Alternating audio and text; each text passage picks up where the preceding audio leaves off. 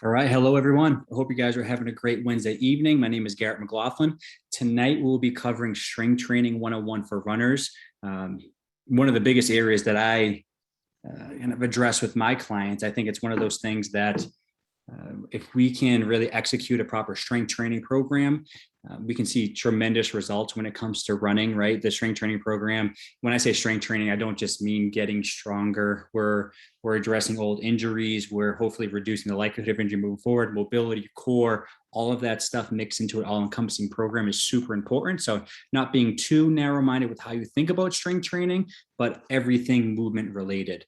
Before we get started, do me a favor and silence any technology around you. I really want to make sure you get the absolute most from the webinar this evening. So hopefully we can limit distractions. If by chance you cannot stay for the entire webinar or you want to reflect back on specific portions of this at a later time, I will be sending the webinar replay out to you tomorrow at 11 a.m. Eastern time. So make sure you're checking your email and especially the spam folder since it can often end up in there. Right now, depending on how you're accessing the webinar, do me a favor and look for that Q&A button.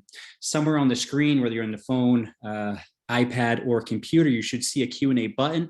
This will be used throughout the webinar. If you have any questions that you want to ask me directly, ask at any point. Don't hold back.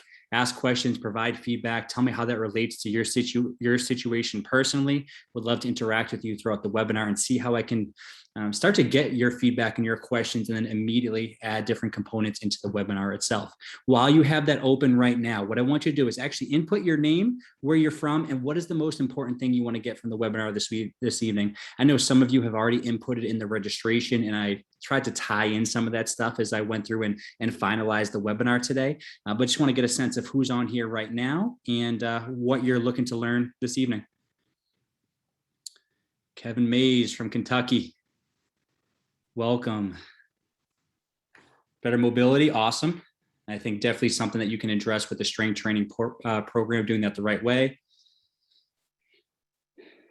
Julie, right? I want to understand what some other people say about their experience. So I'm going to talk about some of the key takeaways from my running clients this evening, what areas have helped them the most. So hopefully you guys can relate to that. Jeannie from Michigan, looking to get better guidance for long distance support. Again, strength training play a huge role there. Tammy, hope you're doing well, Tammy. Wixom, Michigan. Carol, motivation to be consistent with strength training that will help me not be injured all the time. I'm going to definitely talk about that very soon, the injury prevention piece of strength training. So stay tuned on that. Emmy, hope you're doing well. From Michigan, just overall looking to become a better runner. Anyone else can feel free to continue to drop a line in there. Vicky, build strength, injury free. Marilena, hope I'm saying that correctly, Michigan, to get info to help continue running a 5K. Awesome. Awesome. All right. Thanks, guys. Thanks for chiming in right there. I'm going to get started. Again, continue to interact. That's where you can drop a line to me, questions, comments, telling me to slow down. I often get excited because I enjoy this stuff. So you're welcome to yell at me. Richard, talking about Boston, right? Just did Boston Marathon. Congrats on that. Trouble with stiff shoulders and neck in last races. Barely hold it up. Running too tight or something else. Man, this is one of the, especially we're talking about marathon distance. I think strength training, ultra marathons, trails. I focus heavily upper body, core strength, posture, upper body strength and alignment, and really helps shoulders, especially late in the race, neck. A lot of people get tight, depending on your training, ultra marathons, hydration packs, and those things. These are the things I like to intertwine within the program to make sure we're not short-sighted just to the legs, right? Where we're addressing full body. So let's get started here. So just so you guys know, at the end of the webinar, I will be raffling off one entry into the upcoming Run Strong Challenge. This is something that I do from time to time. I'm only doing it one time this year, right? So I'm doing it from November through December. It's a 6-week program. What this program does, everything we're going to cover today, right? It's really what you need on an individualized basis, but in a group format where you can accumulate points, compete against other runners, and hopefully be that big winner at the end. Even if you're not, you have your evaluation, you understand your weak links, you have your custom strength training program, injury reduction program. Everything is tailored to you, but it's in a very cool, fun atmosphere, in my opinion. So that's something I'm going to raffle off at the very end of the webinar. Make sure you're present to enter your name into that. But this has been one of my most well-received and enjoyable programs over the year. I used to do it November and January. I'm only doing it November this year. So if you're interested, now is the time, because the value in this program is huge and beyond anything else that I do on a regular basis. So let me take a second to introduce myself to those of you who have not been on a webinar or have not met in person before. My name is Garrett McLaughlin. I'm a licensed athletic trainer and strength conditioning coach, currently back and forth between Kalamazoo, Michigan and West Bloomfield, Michigan, but still seeing all my regular people in the facility there, West Bloomfield. Also see people remotely all over the place right now. People that have moved during the pandemic, which is pretty crazy to think. Like, we're thinking Germany to Hawaii now to Nashville. Like, it's really spread out and remotely. Luckily, it works pretty well. Originally from Boston, Massachusetts, actually heading back there tomorrow. And those of you that have maybe just run the Boston Marathon, I hope you guys did well. I just pretty much like helping people as much as possible. I focus primarily on runners. Very fun yet challenging crowd of people, motivated to do better, overly ambitious sometimes. So trying to rein people in, keep them doing the right things on a regular basis to see good results with their running, and hopefully reduce that likelihood of injury, since it tends to be pretty high with running. But just helping anyone, anywhere, right? Get stronger, improve confidence, improve their fitness, function better, or rehabilitate, recover from injuries. It doesn't matter. Just like to help people. Now, what I want you to learn today, we're going to talk about some of the key takeaways from other successful runners, specifically my running clients. So what I wanted to do with this webinar was a little bit different than the past. I always create a topic. I always create the content, and I ask some of my clients, hey, chime in and let me know what you think about that. And I try to highlight it throughout the webinar. This one, I decided I'm going to work backwards. I'm going to ask, and I sent an email out last week to a handful of about 8 or 9 or so of my clients. I couldn't take all of them because I didn't want you to be here for 2 hours. But I said, what are the key things that you have?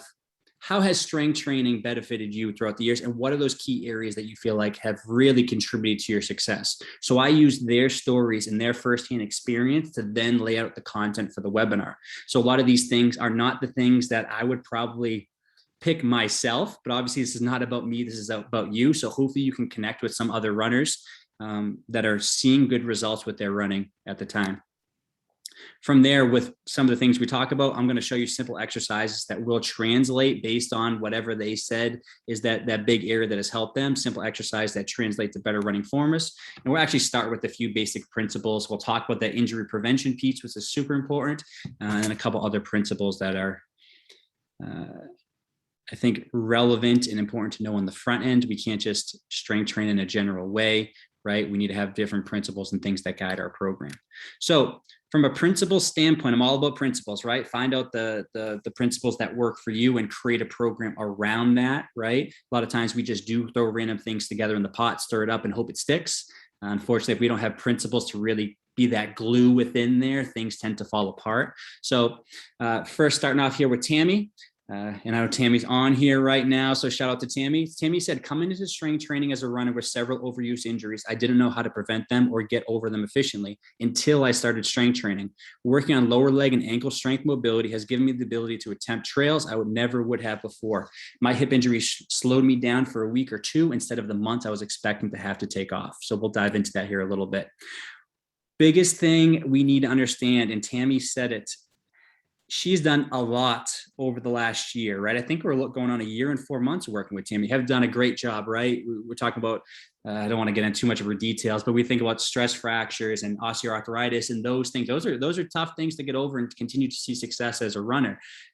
So she put in a lot of work over the last 1 year and 4 months, addressing the body, progressing through a running program, triathlon, swimming, right? Tammy's pretty busy. A lot of strength training, mobility, and things behind the scenes to keep everything at bay. So one thing you'll understand here, and she said it there, she still had a hip injury, right? There was a time throughout the summer, a couple months back, where we had to shut her down temporarily to some hip pain.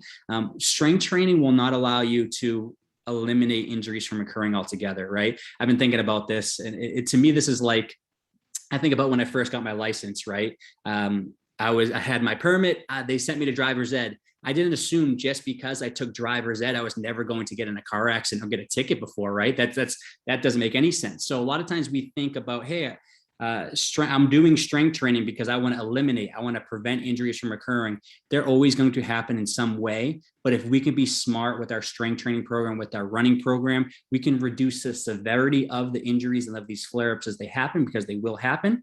And we just want to try to mitigate our risk as best as possible. We want to prevent them from slowing us down and having us to have to sit out or see the doctor or to completely shut down for a few months, right? That really derails our progress. So if we can do the right things on a regular basis, we can reduce the severity of these injuries. We can usually continue to train as we rehab, as we strengthen, as we do the right things to get past it. And then we're just right back on track, right? So we're not going to eliminate these from happening altogether. And that's one of the most common things here as I look at the registration, who signed up tonight. The most important thing people want to get: how do I prevent injuries? How do I eliminate injuries, right? Just know from the beginning, we're not going to. Strength training is not going to give you that.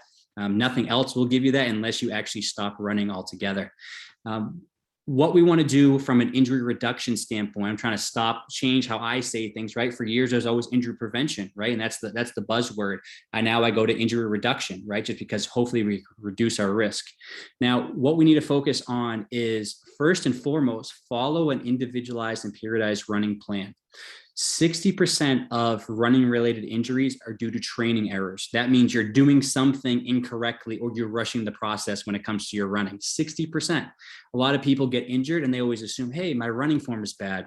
My foot over pronates. Yeah, it's a possibility that could contribute there. But 60% of injuries come from actually bad choices as you run, not following a good individualized plan from yourself. And then 40% of running related injuries are attributed to these biomechanical and risk factors that are associated with injury.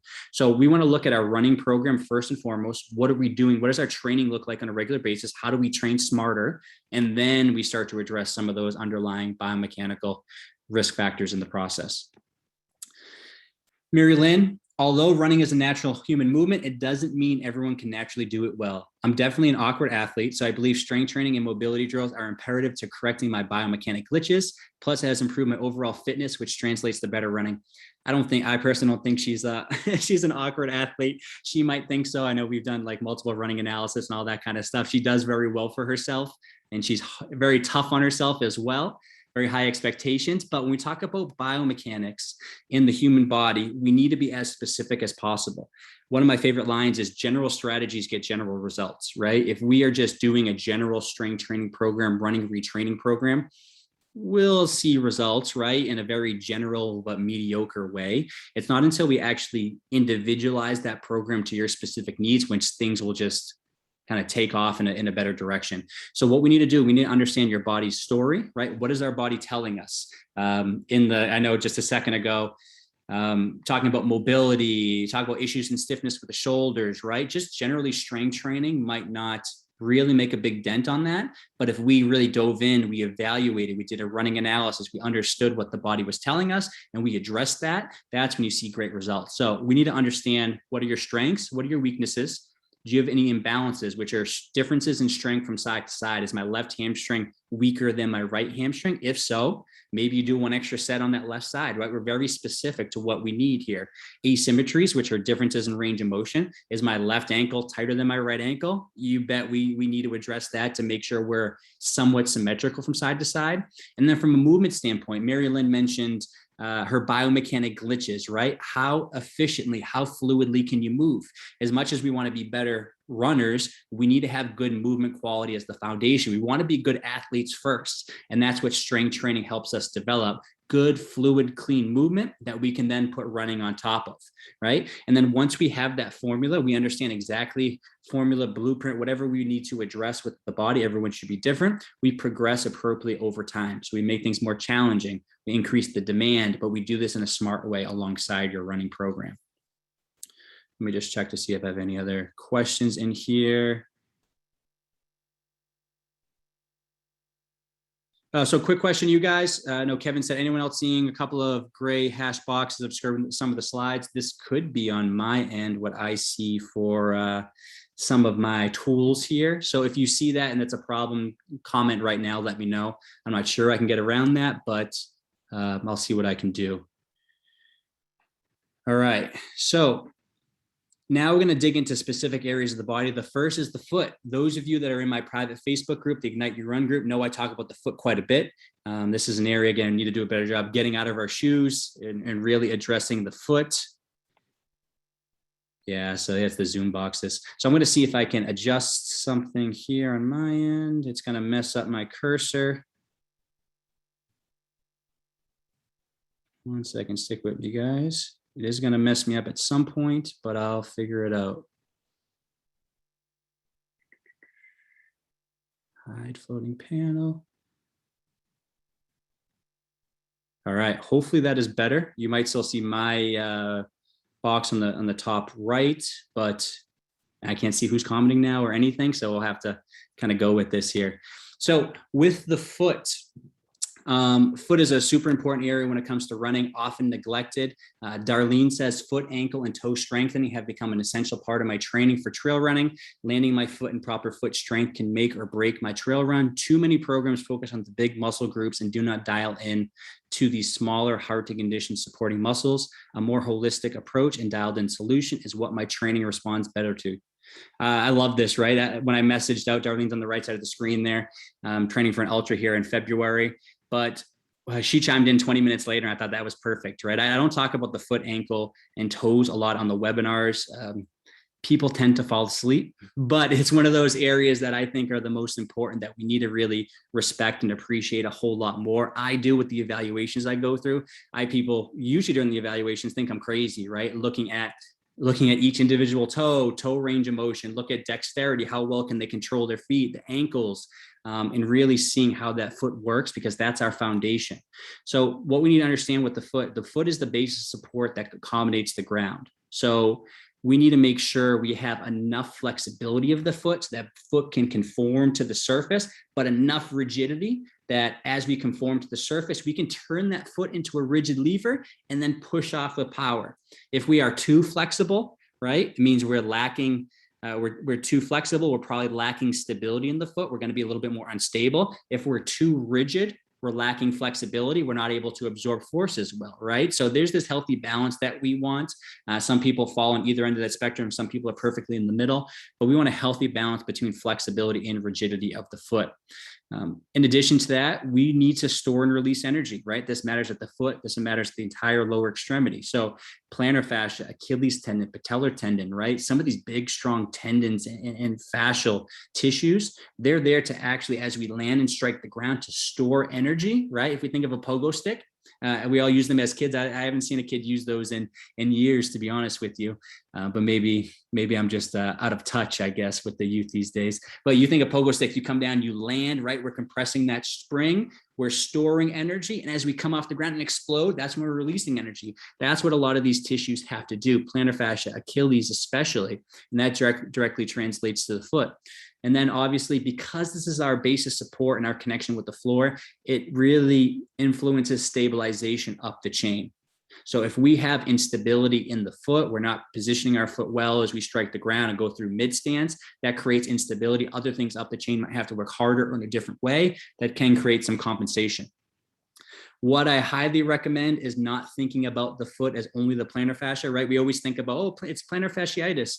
Look at all the tissues in the foot, right? These are all these small intrinsic muscles, and these are the little things that with these upcoming exercises I'll show on the next page here, we address. No one thinks about these guys, right? How many bones, how many joints, how many muscles, tendons, ligaments in the foot. It's unbelievable what's going on in the foot, but we're so short-sighted as we think about the plantar fascia, right? We think about the calf, right? Those are important areas, but how do we tease out some of these smaller intrinsic muscles of the foot? Because this is that foundation and connection with the floor. Now, as we look at just an overall anatomy of the foot, these are some things you'll be able to tell on your own, but are any of these altering function of your foot or just the lower extremity? Left side of the screen here, we have bunions, right? Hallux valgus, it's called. You can see that alignment, that bony growth happening at the base of the first metatarsal. Toes are turned at those angles there. This is going to change how the foot functions. Something's predisposing this person to this. It could be genetics, it could be lack of ankle mobility. It could be poor strength in some of these intrinsic muscles. Could be wearing really tight shoes all the time and then pulling you into that position. Middle picture here, we have toe extension. So you can see at the bottom one there, very limited toe extension. The toe is one of those areas that goes under, it flies under the radar. We're so focused on stretching the hips. We're stretching the quads and the hip flexors and the hamstrings and hip rotators and piriformis and all of these areas. We neglect the big toe tremendously. So what we need to focus on is, do we have enough extension? Can we turn that bottom foot there into the top foot? Can we get more extension in that toe? Because at the end of our running cycle, we're going to load into that big toe, extend, and then push off. We need extension or it's going to alter our gait. Okay. And then on the right side of the screen, shoes, right? Are we wearing properly fitting shoes that are actually the shape of our foot, or are we cramming our feet into dress shoes and running shoes and things that are too tight and snug that are really cinching the toes down and pulling them together? We want to have splay and spread, right? We have transverse metatarsal ligament that goes across. We have different things that are going to help us appreciate and proprioception and awareness of how that foot is contacting the ground. If we're all jammed up in there on a piece of foam, a lot of times we don't have that awareness and that appreciation of how that foot is positioned. From a foot toe standpoint, right? These are the basics of toe range of motion, toe dexterity, toe strength. So on the first one here, we're just going to look at toe extension. You saw the middle picture there a second ago, the lower one. The person had limited toe extension, great toe extension. We need to have enough toe extension. So this is something definitely get down to the ground, hold the smaller toes down, lift that big toe, see how high you can get off the ground.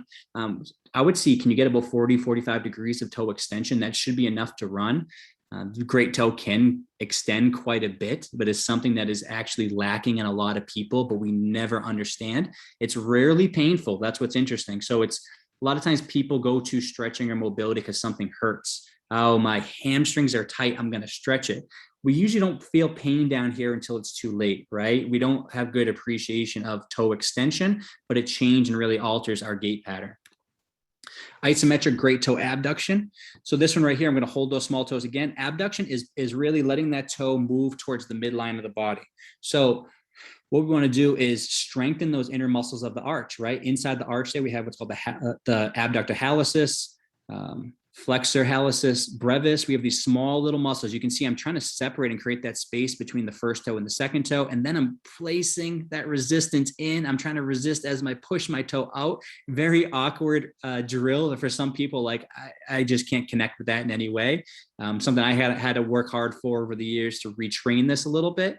But this is something you think about the bunions and the inward angle of the toes. If we get into that position, we lose the ability to fire these muscles. These muscles in the joints are just completely out of position to function at their best. So these are simple drills for us to retrain that.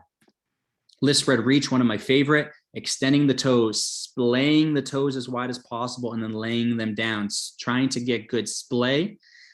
Great thing, getting out of your shoes and trying drills like this. Just seeing that here, a couple repetitions. People have, I see a lot of people commonly overlooking lift, spread, reach, but going to toe yoga. Toe yoga is a great drill. It's working on neuromuscular control of the toes. How well can we flex and extend and differentiate those toes? In my opinion, we need to do a better job splaying first as the priority, and then going to dexterity and strength second, right? I see a lot of people that actually do fairly well with toe yoga, but they cannot spread their toe to save their life. Right? We want dexterity. We want width throughout that foot. We want to be able to splay. That's how we're able to get good proprioception throughout the foot, have a nice wide base to contact the ground that stabilizes well before we work on just this neuromuscular control and strength of the toes. Let me sign out for a second.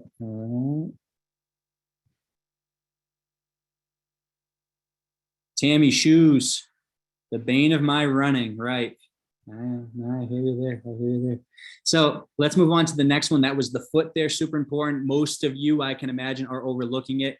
Almost everyone is, but really important. Calf and lower leg strength. So now as we start to move up here, we're going to work our way up the chain to some key areas that like I'm going to show you the quotes and the clients have talked about. So Jessica said, don't underestimate your superpower. Fuel your calves for lighting up the hills. Has a beautiful hill over there that she's probably going to go and sprint up, knowing her. The calves, again, similar to the feet, calves are very overlooked as well. And as we start to look at basic anatomy of the lower leg, right? On the left side here, we have that outermost gastroc muscle, right? Two muscles in the calf, gastrocnemius that you can see, medial and lateral head, Deeper down, we have that soleus muscle, right? As we pull away that outer layer. So the soleus muscle is actually a little bit deeper down than the gastroc. The soleus is referred to as the powerhouse for runners, right? That specific muscle. Because if we look down here at the table, right, we need to really respect research as we're carrying out our strength training program. We can strengthen everything. That's completely fine. But we need to understand the demands of running. How much are we requiring from these muscles and these tissues as we run? What are being called upon the absolute most? The soleus is at the top of the list here. So as we go across, this is peak forces developed by the muscle. So the soleus is developing 6.7 times body weight at a slow speed, 7.92 times body weight, 8.71 times body weight. And then as we go faster, it actually starts to decline there a little bit. We start to look at some of the other areas. We have hip flexors, which are very important. We have hamstrings and we have quads. Those are the key areas when it comes to running. Those are the key areas we want to strengthen. If we aren't strong and resilient in those areas, that's when we'll tend to break down. Everyone is I don't know if it's an Instagram thing. Everyone's into glute strengthening, which is important. We need that to a degree. But if you look at G max, right? If we look at some of these other areas, right, we're not being as challenged throughout there with traditional endurance running. As we run faster, we talk about sprinting, speed work. Yes, the glute is much more active, but the calf, specifically the soleus, hip flexors, hamstrings, and quads, those are the key areas we need to develop. We don't want these areas just to be strong. And talking about the soleus and the calf specifically, we want them to be strong. We want them to be powerful. And we also want them to be elastic. Earlier with the foot, we talked about storage and release of energy. We talked about the pogo stick, right? Calf attaches into that very strong Achilles tendon that attaches to the heel. This is something that we want to be our pogo stick. We want to land, absorb force, and quickly explode, right? The more we can get our tissues to be pogo sticks, to be springs, to be elastic bands, the less we have to actually create energy because our body will efficiently do that for us, right? So we need to tap into that a little bit better. First drill here, single leg calf raise. One thing I wanted to show with this, right? This is not actually addressing the soleus specifically, even though I just talked how that was the powerhouse for runners, but we need to understand running is a single leg activity. So a lot of people are doing calf raises on 2 legs, which is fine, right? That's okay. But we need to understand running is single leg. So we need to really progress our program to be more single leg demanding. That's where the single leg calf raise, and this is actually from the deficit. You can see on a plate, my heel is dropping down. I'm getting additional range of motion throughout the ankle. This is challenging that calf, that ankle, that Achilles tendon throughout a whole lot of range of motion. It's a pretty tough exercise, but where we need to go when it comes to single leg calf exercises. Next up, we have the soleus wall sit. Tough, surprisingly challenging, right? So biggest thing you'll start to see here is the difference between these two. So if you look at the single leg calf raise, you'll notice that my leg is completely straight. That biases the outermost calf muscle the most. If we start to bend the knee and elevate the heel with the soleus wall sit, that's when we target that deeper soleus muscle. So this is all just based on anatomy. We can challenge specific muscles differently, and we're doing this based on the demands of running. Then from here, tiptoe walking. Right? We used to all sneak out of the house as kids. Maybe it was just me. But on the tiptoes, small bend in the knees, right? Knees need to be unlocked. I can't do this completely straight-legged because I'll get that gastroc, bend the knees slightly, get the soleus, heavy pair of dumbbells in your hands, right? So it's weighing me down. It's challenging my calves and that soleus muscle. I'm working on balance and stability on every single step, and I'm strengthening that calf complex as I go. Pogo stick, right? People call this pogo jumps, ankle hops. Very ankle focused, minimal knee bend, right? We want to bend the knees as little as possible and specifically use the ankles, the calf, and the Achilles. Land and explode, very low repetitions, right? 5 to 10 repetitions, 1 to 2 minutes in between. So we can replicate that. We can get off the ground as high as possible. These are, again, people call those pogo jumps. And I've been talking about the pogo stick a few times here. Let's see. Understand, I got a comment, but I can't find out where it is. Awesome. All right, so ankle hop. So those are our calf and lower leg exercises. Make sure you're focusing on your soleus muscle, right? The deeper calf muscle, the powerhouse for runners, but building up to some of these exercises because those can be really helpful to you. Now, single leg strength and stabilization. This is Dawn. Dawn said the most noticeable improvement was in my balance. I practice yoga, so I thought my balance was pretty good, but I was still tweaking my left ankle on trail runs about every other weekend. Not a big deal, but annoying. Then I realized one day about 3 months in that I had not turned my ankle in at least a month. And overall, I feel more solid as I traverse technical trails. Everything is stronger and balanced. The irony in that is I was running the trails in the mud today, rolled my ankle. Luckily, it was pretty mild, but I came back in this slide. You know, I was ready to continue working on this section, and I thought she jinxed me. But you know, that's how it goes out on the trails. So when it comes to single leg strength and stabilization, we need to understand first and foremost, running is a single leg sport, which means we need to respect that with our strength training program. We need to get upright. We need to work on balance, stability, and single leg strength, right? Machines are great. Multiple of my clients do machines, go to Planet Fitness, go to the gym. We still tie those things in. We still do squats and deadlifts and other exercises on 2 legs. But the majority of these programs are single leg based in some way, right? We need to build strength, stability, balance, and you can really get that the best when you're on a single leg. As you land, your body is actually has to withstand about 2 to 4 times its body weight during foot strike, right? That's a lot of force coming down on a single leg. So we need to make sure we are able to absorb force. We can bend into our ankle, knee, and hip and absorb the force of that landing while also holding ourselves in a stable position, right? So if you think of me, 190 pounds, don't tell anyone, times 4, 760 pounds potentially landing, I better be able to absorb that force and be stable as I strike the ground. If not, bad stuff's going to happen. Lack of stability, lack of shock absorption, that leads to inefficient running. These are the things we want as the foundation for our running before we focus on running speed and all of that kind of stuff. Can I be stable and efficient on a single leg, absorb force, not load as much into the bones of the joints? Those are the foundational things we need to focus on from a running standpoint. Now, are you leaking energy? So what I mean is, are you inefficient on a single leg? Are you unstable? Are you collapsing into some of these positions? If we start in the top left, we look at what's called contralateral pelvic drop. It means is the opposite side pelvis dropping. So look at the lady on the left side compared to the right. You can see the difference in angle there of that A image, right? The left side pelvis is actually dropping more than the right side. This is something we want to try to prevent against to a degree. Then we look in the middle, we see what's called knee valgus or valgus collapse. As this person lands, strikes the ground, stands on a single leg, the knee is collapsing inward. On the right side, we're looking at overpronation, right? Left side foot looks okay, fairly neutral, some pronation, which is normal. Right side foot, you can see a greater angle there as that person collapses to a greater degree into the arch. What I want you to realize about all of these things is you do not want to prevent all of this from happening, if that makes sense. You want these to a degree. We just don't want to go too far in that direction. The pelvis should drop as you land and strike on the ground because that's how you absorb energy. The knee does come in as you strike the ground because that's how our body absorbs energy. The foot does pronate as we strike the ground because that's how we absorb energy. We want to load these tissues to a degree.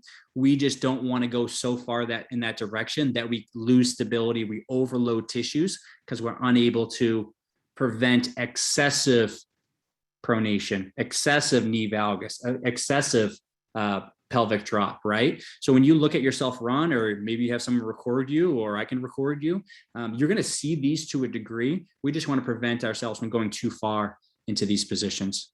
Hold on, I got a question.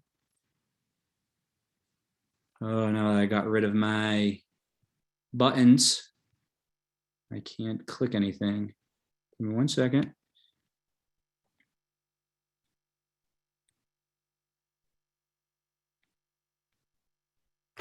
Hold on, bear with me. I got rid of the whole annotate thing, which means I don't even know. There we go. I don't even know what I'm clicking. All right. So you might see some gray boxes on the screen temporarily. So Jean asked, and hope it's Jean, not Jeannie. So I apologize. How often should we do some of these different exercises? It depends on the person. And I'll talk about this a little bit more at the very end. We want to as little as possible. I told someone that the other day. Whatever the bare minimum you need to see results is. Most people in season running are doing some type of strength training 1, potentially 2 times a week. If we're off season or a point where running mileage is fairly low, we can do 2, 3, potentially 4, but we need to be smart and do that around the running. Biggest thing to understand when it comes to strength training for runners, it takes a while to get results. If you're actually training and have races and you're building up for a goal race, and then you're recovering off season, building up for your next goal race, you can't, just like a normal person off the street, you can't continue to do a lot of strength training and see quick results in 2, 3 months. It usually takes 6 months, it usually takes 8 months, it takes a little bit longer because we're respecting running and the amount of stress being placed on the body. But I would definitely recommend, at a minimum, I would say 2 days a week. Or if you have your go-to things like, oh, my foot, my calf, I would try to add that in, just that specific exercise another 1 or 2 times, just to expedite the process. Okay, so now talked about energy leaks there, some of single leg strength and stability exercises. First here, my favorite, most everyone, and I would say everyone, would do a step up, right? You can't go wrong with the step up. We usually start with traditional step ups here, going forward, progress to lateral step ups, overhead step ups, crossover step ups, cross behind, 3-way step, right? I have a million different variations of the step up because it really targets single leg balance, stability, loads the hip, makes you have to stabilize the leg, stabilize the foot, align the knee, keep the pelvis level, right? Those are the things you need to think about as you do these exercises. I don't want you just to do the exercise, right? I want you to do the exercise while thinking about those things I just talked about. Is the pelvis, are we controlling the pelvis, or are we dropping the opposite side significantly? Is the knee trailing in? Is the foot rolling to the inside or outside? These are the areas that you really need to focus on and emphasize within your program. We don't want to just do things. We want to do things well in a manner that's going to translate to running. And I think this is where people tend to miss the boat. It's not about what exercises, it's about how to do those exercises in a mindful way that actually create better movement in the process. Excuse me. Next up, we have Rearford elevated split squat, Bulgarian split squat, some people call it. Even not a completely single leg movement, 70% of the weight is on the front leg. I'm bending, lowering into that leg, trying to pull and drive up from that left side, still focusing on those key things. And you can look at me here, right? This is old me. This is baby me, 2013 maybe, right? So I was just a kid back then, didn't know what I know right now. Look at the foot. This is not what I want. You can see the foot moving around, rocking around, lifting, right? Am I using that foot to stabilize? No, this is a good example of something that I need to correct and really think about as I do this exercise. I want to stabilize better. Am I keeping the pelvis level? Looks fairly good, hard to see from the side. Knee alignment, straight ahead, right? Not collapsing in. Those are the key points you want to focus on right here. Next, we have single leg hip hinge. So now we're looking at more of a hip dominant exercise, right? Rearford elevated split squats, most lunges, rearford elevated split squats are knee dominant.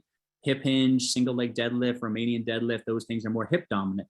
So now small bend in the knees, hinging through the hips, driving from the glute and the hamstrings to come back up. I'm gonna remove this box, and that might be in your way, right? A lot of stability required here for this single leg deadlift or single leg reaching deadlift. Want to really look at the foot. How is that foot connecting the ground? Am I square with the floor? Am I rotating and opening up? And how controlled can I be on the way down? Lastly, we have our 2 dumbbell marching. Most of my people march as well. We step up and we march, right? We do the simple things very well. Here, heavy pair of dumbbells. This isn't too heavy. You should get to the point where you're actually struggling from a grip strength standpoint. So marching, striking down under the knee, we can do some running retraining here as well if we have someone that's over strider or someone that crosses over midline. But very good from a stabilization standpoint, just grabbing a heavy pair of dumbbells and marching down and back. Tall posture, core is engaged, level pelvis, good alignment of the leg, connecting the foot with the ground. If there's one thing, since all of these videos were done before 2019, I would say, I would do better as I would take my shoes off in every single one of these, right? We're focusing on single leg strength and stabilization. Like I mentioned earlier, the foot, connecting that foot with the floor, having that flexibility, having that rigidity, all of that to stabilize and to mold with the floor and the environment is what we need. This is unfortunately a bad representation But I would say take your shoes off, connect the foot with the ground, get some type of barefoot minimalist shoe, something with a very small sole that you can feel the floor underneath you, and use that to really retrain how that foot is connecting there. Now, core training, a very popular area, one that a lot of people actually were interested about, is learning about core training. So Jen said, I have a stronger core, canister-like, which was the perfect segue into what I'm going to talk about here in a second, and feel more stable and strong during my runs. As an add-on, it's not noticeable in my running necessarily, but I couldn't do one push-up before the challenge. And this was actually, she did the last year's Run Strong Challenge. And now I can do a couple sets of 10. So just kind of a bonus thing on there. But when we look at the core, we need to understand that we want to create a canister. She said, my core is more canister-like. If we think of and look at the picture on the left side of the screen here, we have diaphragm underneath that rib cage. We have pelvic floor at the bottom. We have this transverse abdominis or midsection that forms this is a canister, right? If we think about it that way, too many people are either too forward flexed, too overly extended, are not using the core as they should. Muscles around that have to work twice as hard if we don't have a nice stable midsection. So this is the canister we want to create. First way we create this is through proper breathing, right? We're teaching ourselves how to breathe, how to fully exhale, how to let all the air out of the system, how to get the rib cage down, engage the core, and not be so flared up here throughout the rib cage, right? It's a big problem with a lot of people these days. We're sitting so much. We have poor posture. We have poor breathing, poor engagement throughout the core and abdominal wall. So then everything else has to work harder in the process because we're not stable in the midsection. We need to understand the difference between stabilization versus strength, right? Stabilization is teaching us how do we get into the right position and hold that position as our arms and our legs move. That's running, if you think about it, right? As opposed to a strengthening exercise. If I was going to say, think old school, right? Crunches, sit-ups. These are still exercises. I still give some of my clients these exercises, but that's strengthening. That's how do we move through the range of motion as we do. We do Russian twist and rotate side to side. Those are strengthening muscles, teaching muscles how to move the spine and move the body through a range of motion. Stability is how do I prevent motion at the spine, at the rib cage, at the pelvis, because I'm creating stabilization and tension throughout these joints to control. So core stability takes into consideration a lot of these muscles firing in unison, right? Diaphragm, pelvic floor, obliques, abdominals, transverse abdominis, multifidi. These are a lot of different muscles you might not be familiar with, but all of these almost co-contract at the same time to stiffen up, to secure the spine, the rib cage, the pelvis in place. So we're preventing movement. We're creating a nice stable environment that then our arms, our legs can move more powerfully, stronger in an efficient way. I don't have it in here right now, but the best way to think about this is think about if you tried to shoot a cannon on a canoe, right? Canoe's out in the middle of the lake. You have a cannonball loaded up in there, ready to fire. Unless that canoe is actually secured down, tied up to a dock, pulled on shore, anchored down to the bottom of the lake, right? As soon as you fire that cannon, the boat's going to go backwards, right? We want to stabilize that boat.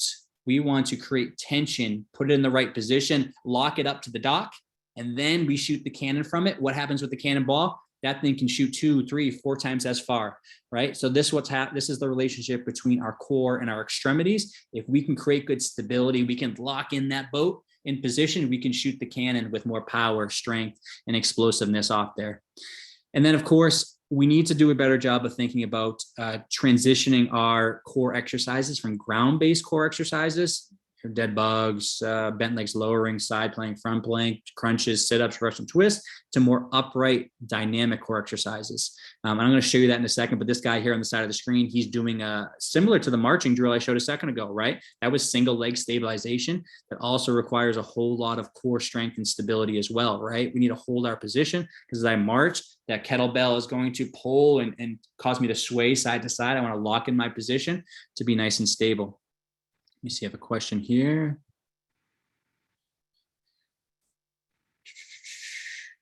So Samantha, would we want to have our shoes off during all strength exercises? Depends on safety, I think, first and foremost. Some exercises you actually, depending on you could benefit from wearing shoes. Some people have limited ankle mobility. It can be beneficial to either elevate the heel as you do a squat or a split squat, and to do the motion there. It's going to eliminate the need for ankle range of motion. But I think from a stability standpoint, first and foremost, we want to get out of running shoes. We do not want to strength training in running shoes in any way. We want either to go in bare feet, to go in socks, or have some type of training shoe that's more flat and minimalist. But I would say, depending on safety, are you around dumbbells, are you in the gym, is safety a factor? Okay, I might wear shoes just to be safe there. We're not crushing the toes or dropping weights or anything like that. However, we want to really connect the foot with the ground as much as possible, just because we're spending all this time running. We have cushion, we have foam, we have drop and the differential of the shoe. We have a lot of different geometries and things going on in there. So we need to do a better job of getting away from that, teaching our foot to function in a very natural environment. And that's getting away from footwear if possible. Okay, let's see. Kevin, good to see the Franklin gym. I'm just seeing that right now. Franklin strength. All right, guys. So from a core standpoint, here are some of the simple exercises you could do. First and foremost, dead bug. Everyone overlooks this or moves on from this. You cannot go wrong. If you look at me here, position, right, between the rib cage, between the pelvis, this is the canister that I'm talking about right there, right? We want to make sure we're maintaining a canister. With all of these, I usually start with breathing. I always tell my people, and you'll see they've, Jessica's on here right now, have had shirts made because I say this so much that it's annoying, right? When you're setting up for a core exercise, exhale, rib cage down, engage the core. So if you think about me right here, exhale,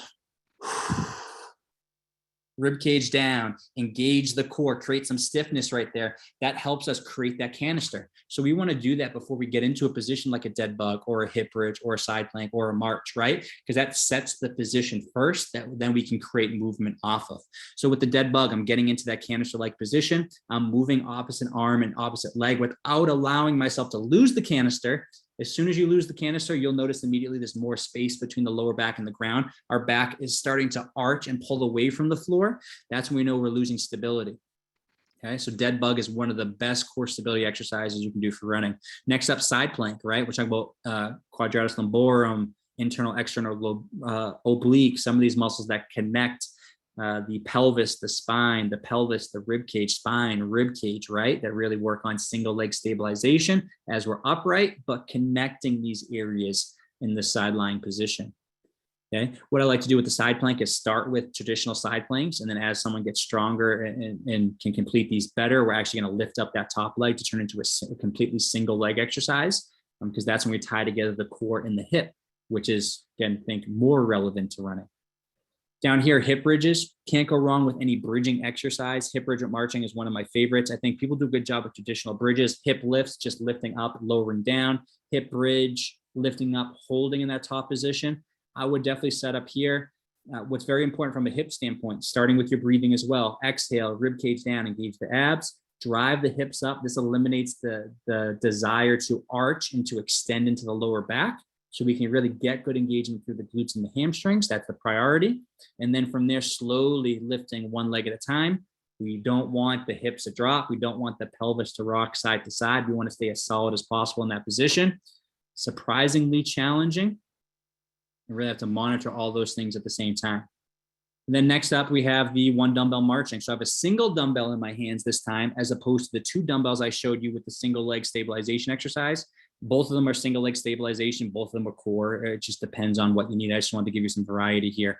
But obviously with a single dumbbell, this is more similar to the side plank, right? The dumbbell's in one hand. The weight's going to be pulling me over to the side. I think is it this one right here? I know at some point I make a mention right there. See, make a mention to my core. So as I hold the dumbbell in my right hand, I feel that left side core engage to prevent me from being pulled over to the side. So I'm working on my single leg stability. I'm working on connecting that foot with the ground, working on the core stabilization component, maintaining that canister posture. All of this stuff connects together. These are some of the exercises, especially the marching, right? As we start to, I say, transition from ground-based exercises, create your foundation with those ground-based exercises, and then transition into something upright and dynamic, right? That's where running happens, is on a single leg. So we need to really take that next step to get up on a single leg. Now, What I want to add in here, one question. I didn't clear these out earlier, so I see a bunch of them. Show the single leg again. Got it. And you're talking about the marching one. I hope. One dumbbell marching.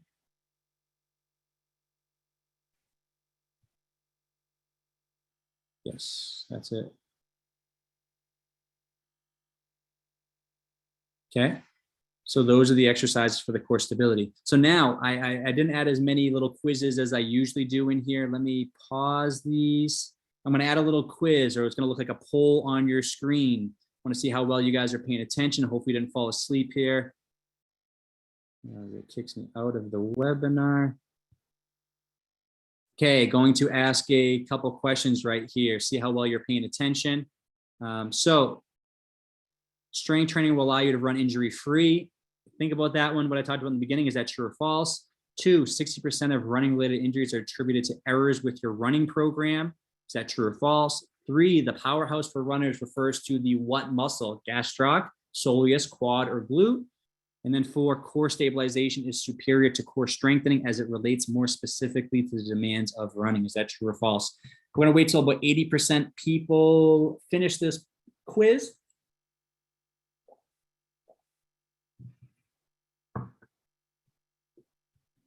I like to just see who's still with us here. Who's sleeping? Went to bed early, bored him to death.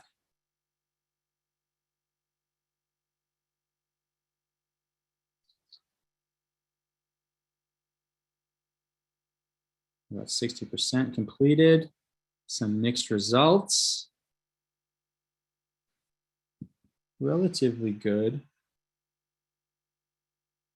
Let's get another 1 or 2. I'll wait for one more, make sure we get moving here and get you guys wrapped up. We're pouring in right now, 75%. Hopefully the next one gives us 80.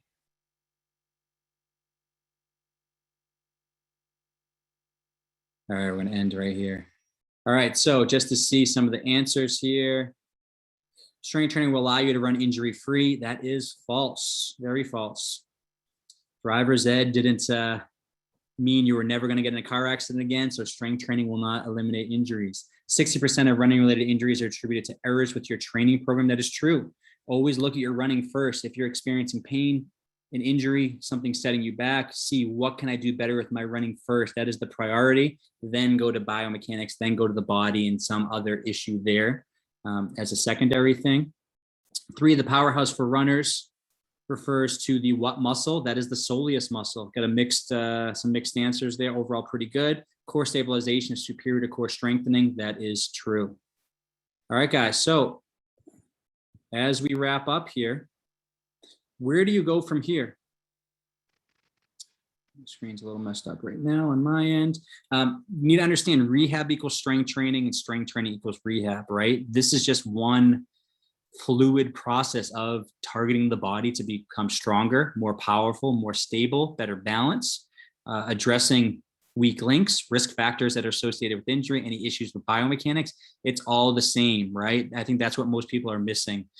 We need to combine both of those areas together into one cohesive program that will allow you to see the absolute best results moving forward. It's not just we're trying to get stronger to perform better. We're trying to get stronger. We're addressing our weak links. Are there differences in range of motion or strength side to side? A good strength training program is actually like a good rehab physical therapy program too. That it has all of those components together in one piece.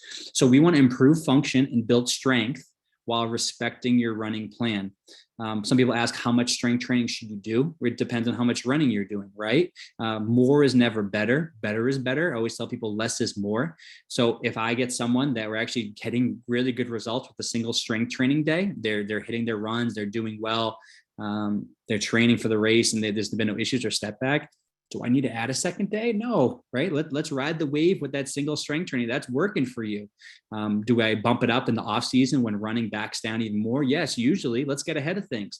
That's where most people go wrong from a strength training standpoint, is never take advantage of those sensitive times, right? As you're building up for a race, you're not going to gain a whole lot from a strength training standpoint. But once you finish that goal race, so a lot of people just finished Boston, just finished Chicago, doing Detroit free press this weekend, right? Once you finish that race, shift gears, take a step back with your running, add in more of an off-season approach, a little bit less running, a little bit more strength training, and then crush it next year, right? This is a long-term approach. It's not something where we can, hey, I have a race coming up in November, September, I'm going to add strength training to do better. We've almost missed the boat to a degree. So understand those sensitive times throughout the year and really get after it from a strength training standpoint. Now, understand everything I just taught you was general, right? Nothing here specifically applies to you in any way. Some things might work well, other things you might want to stay away from. I need you to think about, really outline, how do you individualize this to your needs? What are your strengths? What are your weaknesses? What do you need to work on? What specific exercises can you grab from the webinar today? And then work on those depending on what you need, anywhere from 1 to 3 times per week, right? Lastly, register for the Run Strong Challenge. Like I showed you in the beginning and the introduction here, that's going to start on Monday, November 8th. This is a 6-week program, 100% individualized. I'm going to enter names right now for the raffle. I have a couple questions. I will definitely get to these at the end. Carol and Julie, I see those there. I'm sorry, I lost my cursor again. All right, so what I want to do is enter names to the Run Strong Challenge. So Run Strong Challenge is completely individualized. Your program, everything you need. We have the add-ons of nutrition. We have the add-ons of running analysis, custom running plans, right? You can get as in-depth as you need to, strength training, injury reduction, all of that. But it's in a group program, right? So we have probably 15 to 20 runners from all over the place, trying to accumulate points on a weekly basis, trying to stay consistent, put in the work, accumulate points, win prizes, be the overall winner of the challenge, right? It's a very fun program that I've done throughout the years. So what I'm going to do here is I'm going to open up one last poll. Hold on, let me fix my screen here. Okay, so what we're going to do, sorry, it's not working for me. Trying to get this annotate out so I can actually see my arrow. All right, we're gonna put a poll up here, just seeing, do you want to enter the raffle, right? So do you want to enter your name to possibly get a free entry, right? It's $200 right there for free. 6-week program. Whatever you need, completely individualized, right? Competing with other runners. One of the best programs that I've launched out the years. I only do it once a year since I don't want to dilute it in any way, just because it's pretty fun and it takes a lot of work on my end keeping up with. So if you do win, you get a reimbursement for what you pay for the program. So obviously who wins the raffle here is not going to get a reimbursement for joining for free. But reimbursement for what you paid for the raffle, $150 gift card to a running store of your choosing. You just want to support local running stores. And then also up to like $200, $250 worth of prizes. Every week there's some kind of prize, some type of competition. It's a pretty fun program. So if you're interested in entering the raffle, do that. Again, quite a few people in here, yes or no, 87%. I'm going to wait 1 second to see who else gets in here. I still cannot see my cursor. Technology at its finest. There we go. Awesome. All right, I'm going to end this poll here. If by chance you are not the lucky winner of the raffle, what I'm going to do also right now, take a look at the program, see if it's something you're interested in. Obviously, you're here for strength training, and this will design you a very specific strength training program and give you more value than you normally get with just a general strength training program, right? A lot of other people to support you, interact with, keep you accountable, motivate. A lot of education involved here. It's in my opinion, it's a great program, but of course I am very biased. Now let's wrap up here. So any questions? We're going to start with Carol. What is the best time to strength training? Before you run, after you run, off days? There is no right or wrong time to strength train. I base this on the person. Some people, I try to get away from, depending on what kind of run it is, I try to get away from running on, this is not exactly correct. There's no exact way. I try to respect any type of speed work. I try to respect a long run.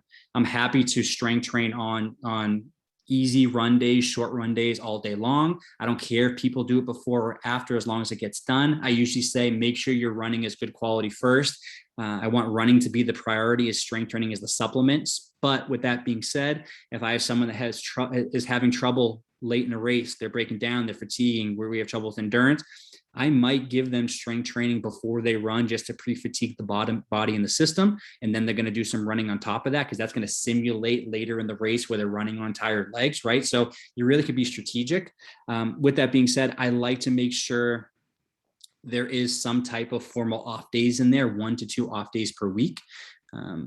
With that being said, I usually do something a lot of the time. So we might not necessarily strength train. We might work on toe exercises. We might work on mobility. We might work on upper body, right? I changed how these programs are focused based on the person, but usually we put in the work on a consistent basis, just because there's no other way around it, right? If we want to see results.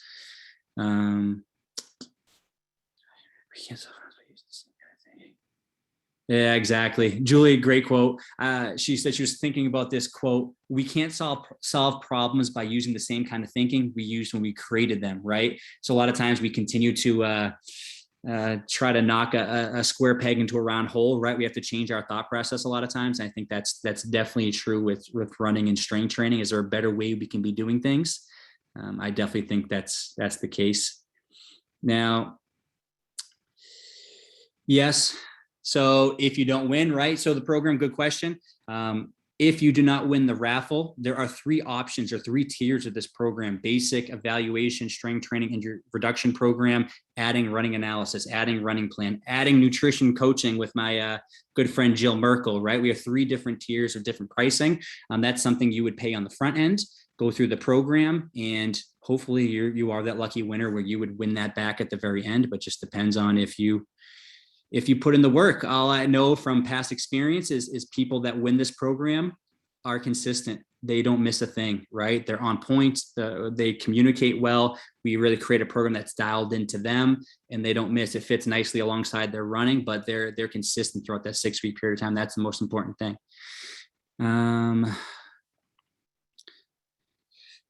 D, should I work different parts of my body at different times or my whole body at once? It depends. I typically, when it comes to strength training for runners, I typically do full body programs. You'll see lower body, upper body splits. You'll see bodybuilding splits. People are doing shoulders and tries. People are doing back and buys. That's kind of a bodybuilding thought process. With that being said, there's no wrong way to do it. It just depends on what works for you. I don't do it that way, although there might be a rare case where we would with a certain client, depending on their goals.